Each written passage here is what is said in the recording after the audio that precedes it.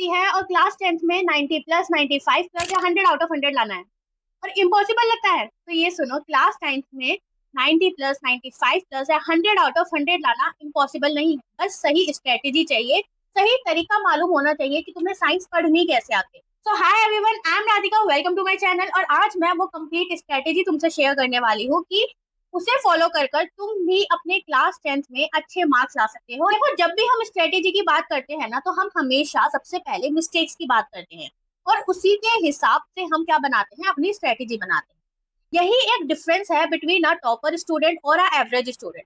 जो topper student है ना, वो हमेशा अपनी मिस्टेक से सीखता है, उन पर वर्क करता है, एक सही स्ट्रेटेजी फॉलो करता है। वहीं एक एवरेज स्टूडेंट जो है वो सिर्फ पढ़ रहा है, सीख नहीं रहा। यही एक डिफरेंस रहता है इन दोनों में। तो स्ट्रेटेजी पता होने से पहले हम कुछ मिस्टेक्स देख लेते हैं कि तुम लोग क्या वो मिस्टेक्स कर रहे हो। ठीक है, जैसे कि सबसे पहले तो तुम्हें यही नहीं पता कि तुम साइंस पढ़नी कैसे है। सेकेंड, तुम्हें नहीं पता कि एनसीईआरटी रीडिंग कैसे करनी है। और यहाँ पर तो बहुत बच्चे ऐसे होंगे जो एनसीईआरटी पढ़ते भी नहीं है, which is a wrong thing. तुम्हें सबसे पहले एनसीईआरटी ही पढ़नी है और मैं यहाँ पे पूरा तुम्हें बताऊंगी कि एनसीईआरटी पढ़नी कैसे है तुम्हें। फिर बात आ जाती है रिवीजन की। रिवीजन, बहुत बच्चे रिवीजन नहीं करते होंगे या सही मेथड से रिवीजन नहीं करते होंगे। रिवीजन के नाम पे सिर्फ तुम री रीड कर रहे हो, मुझे पता है। और स्टडी के नाम पे तुमने एक बार बुक खोली और बुक बंद, वो स्टडी नहीं है। उसके बाद ना तुम वो चीज भूल जाओगे, तो मैं तुम्हें उसकी भी स्ट्रेटेजी दूंगी कि वो चीज ना भूलो, है ना। उसके लिए तुम क्या कर सकते हो। बात करते हैं रिसोर्सेज की। बच्चे गलत रिसोर्सेज फॉलो करते हैं या फिर ओवर रिसोर्सेज फॉलो कर लेते हैं। टाइम मैनेजमेंट, दीदी पढ़ने का टाइम नहीं है, इसके बारे में भी बात करेंगे, बहुत इंपॉर्टेंट है। सबसे पहले हम बात करते हैं कि जो तुम गलत तरीके से साइंस पढ़ रहे हो। साइंस के तीन पार्ट होते हैं, तीन सेक्शन होते हैं, हम सबको पता है, फिजिक्स, केमिस्ट्री और बायो। अब बच्चे क्या गलती कर रहे हैं ना कि तुम केमिस्ट्री को बायो की तरह पढ़ रहे हो। उसमें जो केमिकल रिएक्शन है, आई एम श्योर अभी तक तो तुम्हारा चैप्टर 1 फिनिश हो गया होगा इन केमिस्ट्री में, केमिकल रिएक्शन एंड इक्वेशन। उसमें तुमने, कितने बच्चों ने, बताओ मुझे, कि तुमने केमिकल रिएक्शन को लर्न करने की कोशिश करी है। फॉर्मूलाज लर्न नहीं करना, it is not a road reading thing, okay. तुम्हें उसको समझना पड़ेगा, फॉर्मूलाज बनाना सीखो, तभी जो तुम्हारे आगे के जो चैप्टर्स है उनको कर पाओगे। अदरवाइज तुम्हें दिक्कत आएगी और रोड रीडिंग पे ही अटक जाओगे।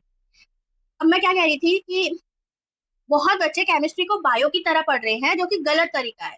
और बायो में रट्टा मार रहे हो तुम, not a good thing. Bio में समझना पड़ता है, फिजिक्स में समझना पड़ता है, केमिस्ट्री में भी समझना पड़ता है। देखो, सिंपल सी मैं बात बताती हूँ। फिजिक्स में तुम्हें न्यूमेरिकल्स पर ज्यादा फोकस करना है, उसके लिए तुम्हें फॉर्मूलाज पता होने चाहिए। देखो, अब तुम क्या कर सकते हो, अपनी एक शीट उठाओ, उस पर ना लिखो। जैसे चैप्टर 1 जो भी है तुम्हारा, फिजिक्स का चैप्टर 1 जो है, उसमें तुम लिख लिया, तुमने सारे अपने फॉर्मूलाज लिख लिए, उससे तुम्हें वो लर्न रहेंगे। ठीक है, जब भी करने बैठो, प्रॉब्लम सॉल्व करने बैठो, न्यूमेरिकल्स करने बैठो, वो शीट लेकर बैठो, उस शीट को रिवाइज करते चलो। तो तुम्हारे फॉर्मूलाज तुम अपने याद रखो, न्यूमेरिकल्स करो, न्यूमेरिकल्स पे ज्यादा फोकस करो। यही फिजिक्स का सही अप्रोच होता है पढ़ने का। केमिस्ट्री, अगर मैं बात करूँ केमिस्ट्री की, तो केमिकल रिएक्शंस को समझना शुरू करो प्लीज। उसको लर्न मत करो, रोड रीडिंग रट्टा लगाने से कुछ नहीं होगा, उसको समझना बहुत ज्यादा जरूरी है। बात करूँ अगर मैं बायो की, तो डायग्राम्स बहुत इंपॉर्टेंट होते हैं बायो में, उनको समझना भी पड़ता है। बायो, मैंने बहुत बच्चों को देखा है कि वो लोग रोड रीडिंग पर अटके हुए हैं, बायो में रट्टा लगा रहे हैं। नहीं, बायो रट्टा नहीं होता, डायग्राम समझना होता है, कॉन्सेप्ट को समझना होता है, अदरवाइज तुम्हें खुद समझ नहीं आएगा, सब भूल जाओगे। अभी कर लोगे, बाद में भूल जाओगे।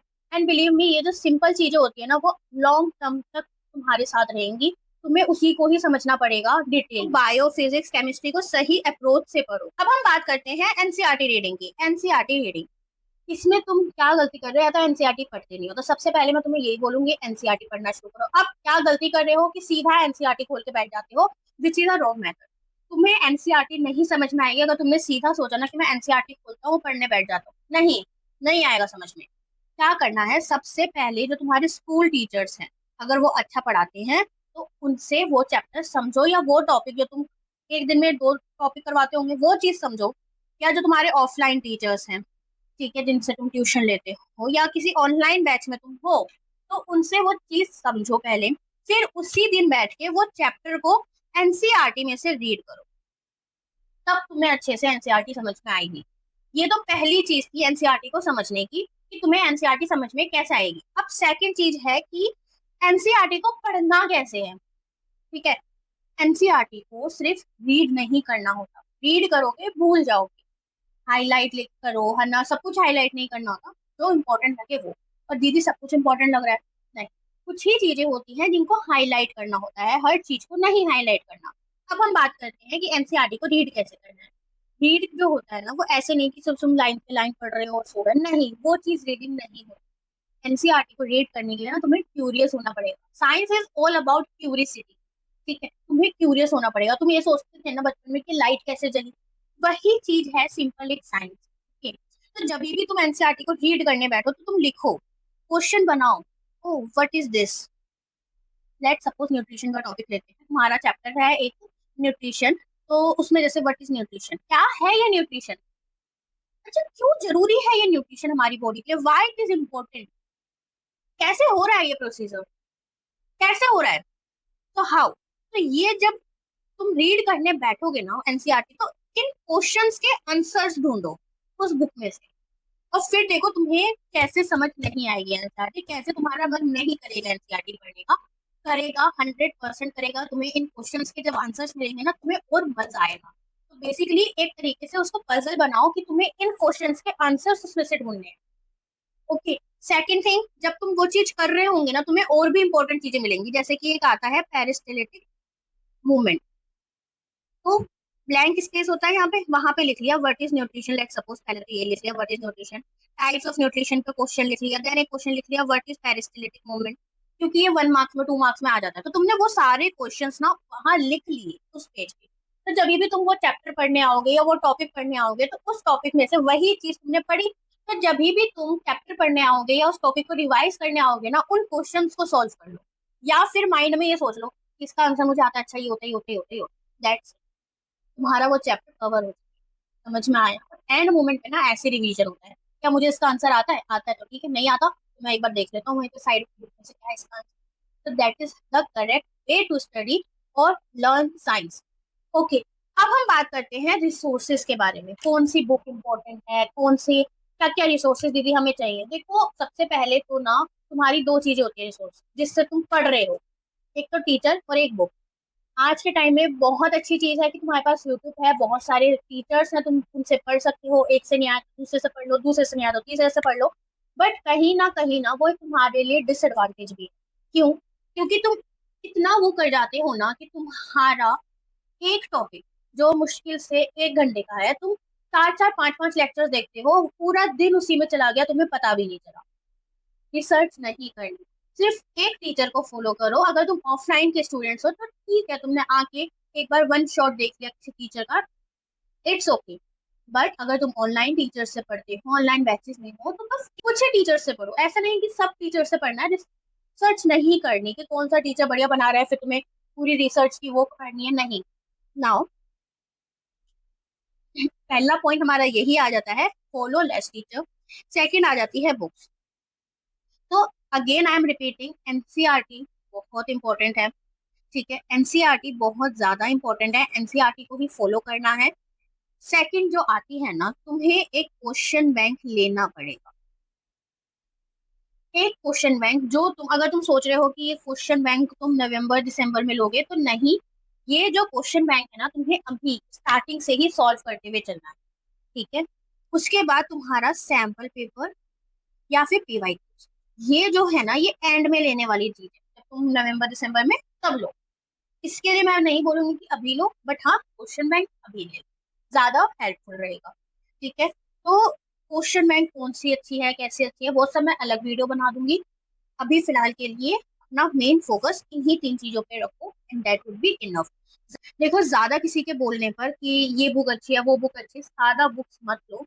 एक सब्जेक्ट की एक बुक ले लो, एक क्वेश्चन बैंक लगा लो, एक सैम्पल पेपर लगा लो, दैट्स इट। नाउ अब बात आती है हमारे रिवीजन की, लेकिन रिवीजन से पहले बात आती है हमारी स्टडी की। तो स्टडी, तुम बच्चे ना गलत तरीके से स्टडी कर रहे हो। स्टडी से मेरा मतलब अभी तक तुम वो भी गलत तरीके से था। अब जब तुम पढ़ते हो ना, तो तुम ये सोचते हो, यहाँ पे भी मैंने बताया एनसीईआरटी रीड करनी है, एनसीईआरटी तुम रीड करोगे, क्वेश्चन बनाओगे, उसके बाद बुक बंद, गलत वे है। ठीक है, क्या करो, देखो सिर्फ 5 से 10 मिनट लगेंगे, क्या करना है तुम्हें, एक्टिव रिकॉर्डिंग करनी है। दीदी क्या होता है बता रही हूँ, एक्टिव रिकॉर्डिंग, जब तुमने बुक बंद कर देते हो ना, उसके बाद 5 से 10 मिनट आंखें बंद करी, और जो टॉपिक तुमने पढ़ा है, लेट सपोज तुमने पढ़ा न्यूट्रिशन, तो अब तुम आंखें बंद करो, उसके बारे में लिखना शुरू करो, जैसे कि न्यूट्रिशन, खाना, अपने अपने ब्रेन पे ना जोर डालना है। न्यूट्रिशन, व्हाट इज न्यूट्रिशन, कितने टाइप्स होते हैं, ऑटोट्रॉफिक, हेट्रोट्रॉफिक। ठीक है, ऑटोट्रॉफिक क्या होता है, हेट्रोट्रॉफिक क्या होता है। उसके बाद हम बात करेंगे कि न्यूट्रिशन जो है ह्यूमन बींग्स में कैसे हो रहा है, कैसे हो रहा है, माउथ से शुरू हो रहा है। ठीक है, उसके बाद माउथ के बाद, माउथ में हमारा सलाइवा होता है। ठीक है, उसमें सलाइवरी माइलेज होता है, उसकी वजह से कार्ब्स का क्या हो रहा है, डाइजेशन स्टार्ट हो रहा है। ठीक है, तो that is how you have to study. Last में एक्टिव रिकॉर्डिंग तुम्हें करनी है, और इस प्रोसीजर को क्या कहते हैं, एक्टिव रिकॉर्डिंग। ठीक है, सिर्फ ये करना है, हैंड राइटिंग पर नहीं जाना है। ठीक है, कि यार गंदी हैंड राइटिंग आ रही है, हैंड राइटिंग को जाने दो भाड़ में। सिर्फ एक ब्लैंक पेज लो, उस पर लिखना शुरू करो आंखें बंद करके कि ये पढ़ा, ये करा, दैट्स इट। ओके, नाउ अब खाली ये काफी नहीं है ना, मैंने हाँ बोल दिया कि तुम भूलोगे नहीं, लेकिन अगर तुम ढंग से रिवीजन नहीं करोगे तो एक दिन बाद नहीं, 2 दिन बाद नहीं, 4 दिन बाद भूल जाओगे, एक हफ्ते बाद भूल जाओगे। तो उसके लिए ना रिवीजन जो है बहुत इंपॉर्टेंट, बहुत बहुत बहुत ज्यादा इंपॉर्टेंट है। एक मेथड मैंने तुम्हें बता दिया है कि क्वेश्चंस लिख लो अपनी एनसीईआरटी में, उन्हीं को सॉल्व कर लो, दैट्स इट। एक जो मेथड होता है ना, वो है 147 रूल। अब ये क्या होता है, देखो इसमें ना तुम लोगों को, जब ये भी जो भी चीज तुमने फर्स्ट डे पढ़ा, उसे तुम्हें फोर्थ डे रिवीजन करना है अगेन, और उसी को सेवेंथ डे रिवीजन करना है। ठीक है, फर्स्ट डे तो तुमने पढ़ लिया, फोर्थ डे तुम क्या कर सकते हो, क्वेश्चंस को सॉल्व कर सकते हो। सेवेंथ डे ना तुमने दोबारा से रिवाइज किया, और उसमें तुमने क्वेश्चन बैंक जो हार्ड क्वेश्चन होते हैं ना, उनको सॉल्व कर लिया। क्योंकि फोर्थ डे ना तुम्हें थोड़ा सा कॉन्फिडेंस आ जाता है लिटिल क्वेश्चन सॉल्व करके कि हाँ मैं कर सकता हूँ या कर सकती हूँ। उसके बाद सेवेंथ डे तुम्हें और कॉन्फिडेंस बिल्ड करने के लिए थोड़ा हाई लेवल के क्वेश्चन सॉल्व करने की कोशिश करो। And that is a revision tool, revision method first. Now मैं एक चीज बतानी भूल गई थी पहले, और वो था कि तुम्हें जब एनसीईआरटी पढ़ रहे हो ना, तो एनसीईआरटी के क्वेश्चंस भी सॉल्व करने इंपॉर्टेंट है। वो जो तुम्हारे इन टेक्स्ट क्वेश्चंस होते हैं ना, और एक्सरसाइज क्वेश्चन इंपॉर्टेंट है, पढ़ने बहुत ज्यादा जरूरी है।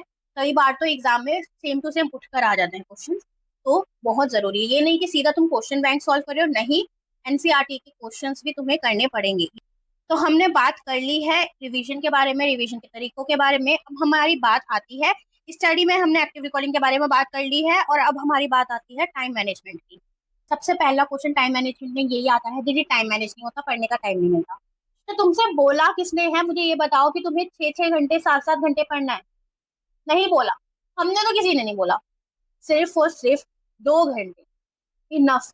क्लास 10th का एग्जाम है, बोर्ड एग्जाम है, कोई तुम नीट का, जी का, जिस 12 जी और नीट के एग्जाम में तुम्हें 6 6 घंटे पढ़ने की जरूरत नहीं है, उसमें तुम्हें और ज्यादा पढ़ने की जरूरत है। ठीक है ना, 12 12 10 10 घंटे ऐसे पढ़ते हो तुम, 6 6 घंटे से कुछ नहीं होता। तुम्हें किसी ने बोला नहीं है 6 6 घंटे पढ़ने का।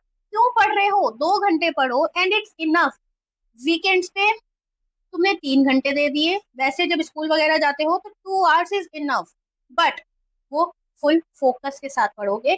कोई भी डिस्ट्रैक्शन नहीं होना चाहिए उन 2 घंटों में। ये नहीं हो रहा कि तुम पढ़ भी रहे हो, टीवी भी देख रहे हो, नहीं, रील्स भी स्क्रॉल कर रहे हो, नहीं, ऐसा नहीं करना, नो डिस्ट्रैक्शन। ठीक है, मल्टीटास्किंग उस मोमेंट पे नहीं करनी है कि ये भी, सिर्फ एक चीज पे फोकस होना चाहिए, फुल फोकस। और ये 2 घंटे ना कंसिस्टेंसी होनी चाहिए, कंसिस्टेंसी। कंसिस्टेंसी से मेरा मतलब है, ये 2 घंटे अगर आज दे रहे हो तो कल भी 2 घंटे पढ़ना है, परसों भी 2 घंटे पढ़ना है, रोज 2 घंटे पढ़ना है।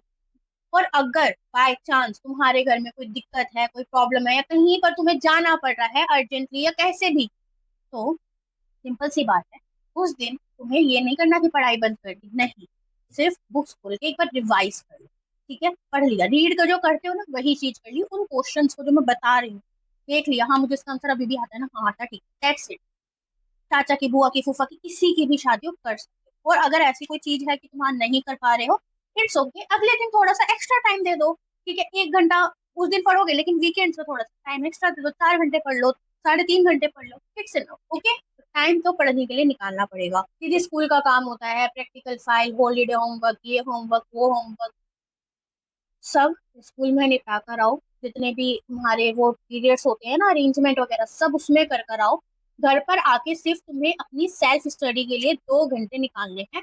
और अगर तुम वो भी टाइम नहीं निकाल पा रहे हो, तो आई एम सॉरी टू से, फिर तुम 90+ का ड्रीम छोड़ दो, वो फिर तुम्हारे लिए इम्पॉसिबल ही रहेगा। ठीक है, और सिर्फ ये साइंस के लिए नहीं है, ये हर चीज के लिए। अगर तुम जो 2 घंटे जो मैं बता रही हूँ ना, वो सिर्फ साइंस के लिए नहीं निकाल रहे हो, उसमें तुम एसएसटी भी पढ़ सकते हो, मैथ्स भी पढ़ सकते हो, एक शेड्यूल के हिसाब से। और अगर तुम वही नहीं निकाल पा रहे हो तो तुम्हारे बोर्ड एग्जाम में 90 प्लस तो बहुत ज्यादा मुश्किल है, सॉरी टू से।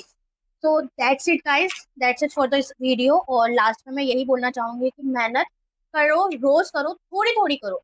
लैंड मूवमेंट में जाके कुछ फायदा नहीं है कि एंड मूवमेंट में तुम बहुत ज्यादा मेहनत कर रहे हो। आई नो क्लास 10th है, बोर्ड एग्जाम है, पहली बार दोगे, नर्वस हो रहे होगे, सब लोग तुम्हें प्रेशराइज कर रहे होंगे, पढ़ ले, ये है वो। बिलीव मी, हो जाएगा। कोई टेंशन लेने वाली बात है ही नहीं। मस्ती करो, एंजॉय करो, पढ़ाई पर भी ध्यान दो, सब कुछ करो, and it would be great. Okay, हो जाएगा।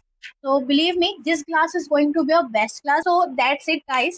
That's it for this video. And I hope this video you find useful. और अगर ऐसा है तो please like, subscribe and share और comment जरूर करना। कोई ऐसी प्रॉब्लम है, कोई चैप्टर में प्रॉब्लम है, I will make video on it. So that's it, guys. Love you all. Bye bye.